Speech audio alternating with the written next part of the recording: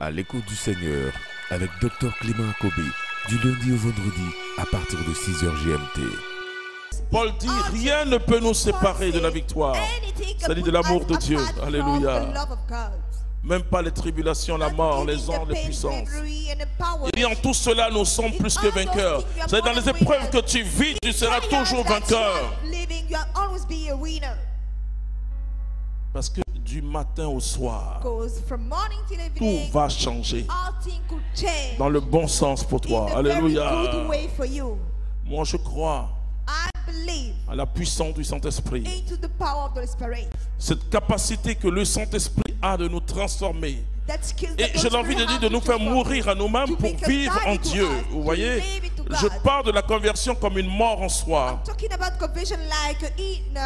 J'ai été battu sur mon propre terrain. J'ai dû enlever mon tricot, enfin mes deux fourrés. J'étais sur un terrain de la sape. Et ce jour-là, quand j'ai retourné, c'est comment j'ai marché. Oui. Battu pour être vainqueur en Dieu. Alléluia. Et j'ai dit, frères et sœurs, laisse-toi vaincre par Dieu. Et parfois on tient tellement de choses. On tient à beaucoup de choses. Et on se dit, mais est-ce que Dieu me regarde? J'ai dit, mon Dieu te regarde. Il dit, lâche. Comme Abraham, il a lâché.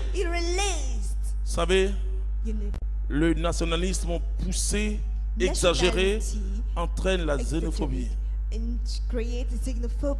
Quand moi je me retrouve dans une nation, et comme Paul, j'épouse la nation. Je me suis fait citoyen d'Atakpamé. C'est une ville, donc ce n'est pas un pays. Voilà. Et un jour je parlais, et quand je parle au Bénin, je prends leur accent. Je salue mes fils de la Martinique. Et quand après 3 jours en Martinique, je prenais leur accent. Et donc quand je parlais comme eux un peu. Quand je suis chez Macron, je choque. Oui, le Christ est vivant. Ouvrez-vous à sa grâce. Comprenez? Mais ici, je parle en africain. Pour que les Africains m'entendent. Je touche les problèmes des Africains. Dieu a dit à Abraham, quitte ton pays. Bon, vous savez, les exilés, ce qui fait mal, c'est qu'ils ont tout quitté.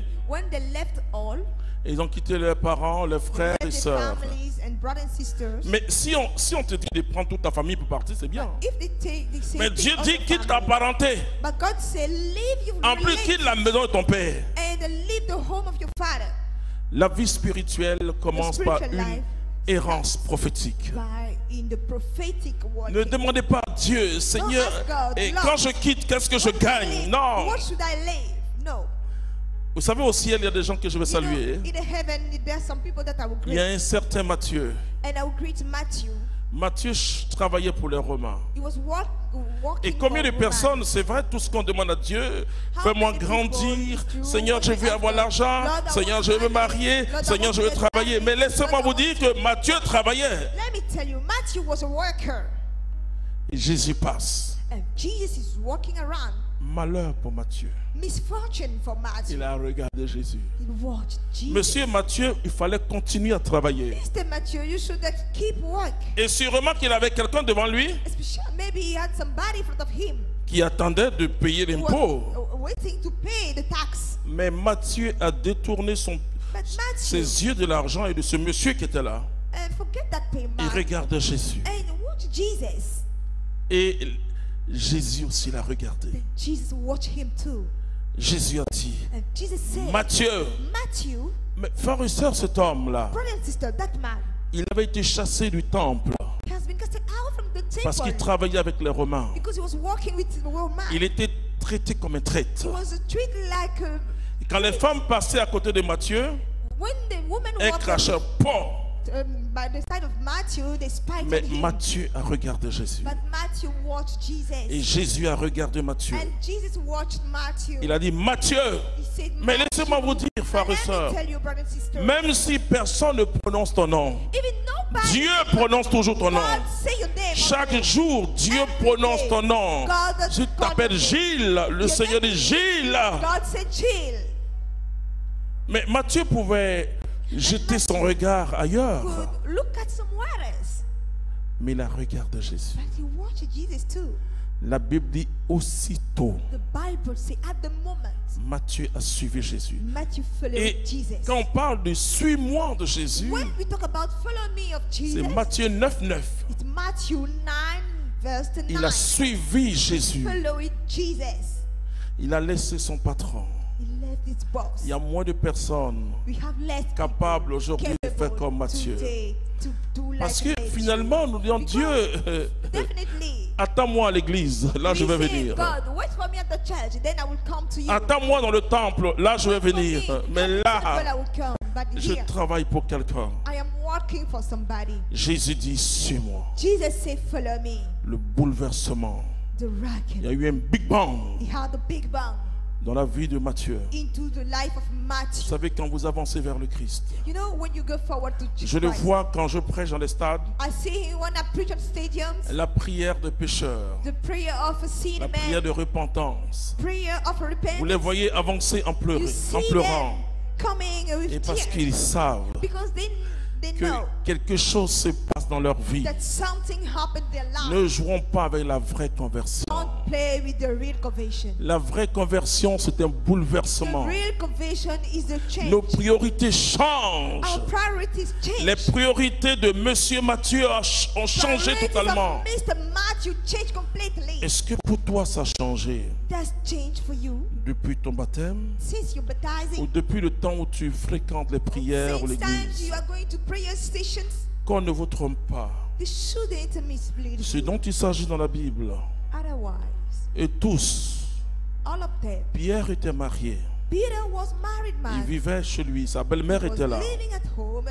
C'est-à-dire, ils avaient leur avenir. Jésus dit, suis-moi, je ferai de toi désormais un pêcheur d'hommes. Tu ne vas plus attraper des poissons, mais des âmes pour le royaume de Dieu. Oh, Dieu n'est pas contre ta réussite sociale. Hein? Et je crois que si tu acceptes ça, même si tu acceptes le message de l'évangile, il peut même t'élever. Mais la meilleure élévation, c'est d'être enfant de Dieu. Alléluia. Il dit, ne vous réjouissez pas de ce que les démons vous sont soumis, mais réjouissez-vous de ce que vos noms sont inscrits dans le livre de vie. Tu sais pourquoi les miracles tardent? C'est que tu tardes à accepter Jésus-Christ comme ton sauveur, ton Seigneur. Tu le dis, j'ai donné ma vie à Jésus, mais quelle est la preuve que tu as donné ta vie à Jésus? Qu'est-ce qui a été bouleversé dans ta vie? Et Jésus, quand tu parles, quelqu'un lui dit, et laisse-moi simplement l'enterrer mon père. Il dit, écoute, laisse les morts enterrer leurs morts. Il y a un autre, là, les deux sont africains. Lui, c'est un africain. Celui qui a dit qu'il va l'enterrer son père. Combien de personnes laissent... Moi, je prêche parfois, mes parents sont morts, on m'annonce. Mais je me mets devant le Seigneur, je les aime. Mais ton œuvre est plus grand que tout. Dieu sait qui a choisi Jésus.